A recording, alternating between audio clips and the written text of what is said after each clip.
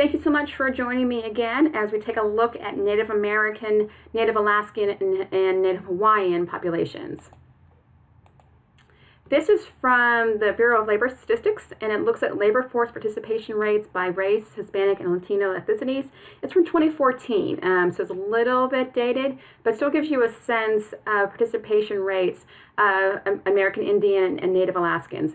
They actually separate out Native Hawaiians, but we'll look at the Workforce Innovation Act, and it actually incorporates Native Hawaiians in with grant opportunities there. So as you see, the participation rates are a little bit lower than the general population, but not much. However, when you get to unemployment rates, they are much higher than the overall population. Now, this is from 2014, and we know at 2016, the employment rate was 4.6%. So things have improved a little bit overall, but all in all, though, the American Indian, Native Alaskan, and then overall, again, they're separating out the Native Hawaiian, their participation rate or their unemployment rates are significantly higher than the general population. Now, there are some legislation that is aimed to improving the workforce opportunities for Native populations. And part of it particularly is the Workforce Innovation and Opportunity Act, which we've talked about quite a bit in this class. But there's a particular section 166 that is aimed at Native Americans, Alaskan Natives, and Native Hawaiians. And so the goal is providing quality employment and training services to tribes, tribal organizations, Alaskan Native entities, Indian-controlled organizations, Native Hawaiians organizations, and ultimately that serve unemployed and low-income folks in the population. With the goal of developing academic and occupational literacy skills, make folks more competitive, and then promote economic and social development that aligns with goals and values of the community.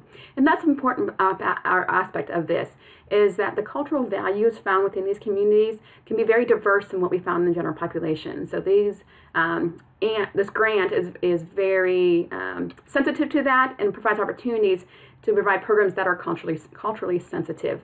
There's also Public Law 102-477, which is the Indian Employment and Training and Related Services Demonstration Act.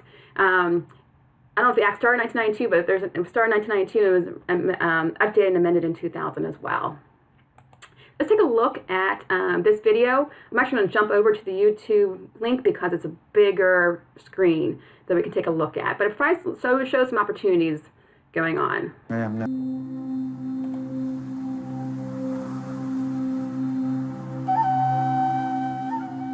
That whole summer looked very bleak. I didn't really have a lot of options. I didn't have a lot of things going on. And then so someone suggested that I go to this place called Employment Training here in the community. And the staff were able to identify some things in me that I didn't notice. And they were able to put me on a really straightforward path to, where I am now. They were able to look for employment for me because I couldn't do it on my own. But not only that, taking these business classes and being right in the industry also helps me. I probably would have still been an administrative assistant, office manager, rather than a consultant. When I received my diploma, there was a lot of weight lifted off my shoulders just because everyone doubted me and didn't think I could do it. Now that I know a lot of stuff, I get to go back home and educate them on how to take care of themselves. And I have kids and I want a better future for them, and I kind of have to go this route to make it happen. She comes in and then I was like, Mom, she said, what's wrong? I'm like, well, you called and I got the job. So she's like, what? You got the job? Yes. I made it seem like I didn't get the job. But in reality, I actually got the job. So she was like, really? Awesome, right on. Big hug, and then we were both super happy. My dream is to have a house with a family, doing what I love, which is construction. Oh, what do I love about construction? I love everything, I love from the tractors to the workers, from the ground up, from the dirt to the concrete, everything. Because I can, later on in life, when you drive by, with your family or with friends, and you say, like, hey, I helped build that building.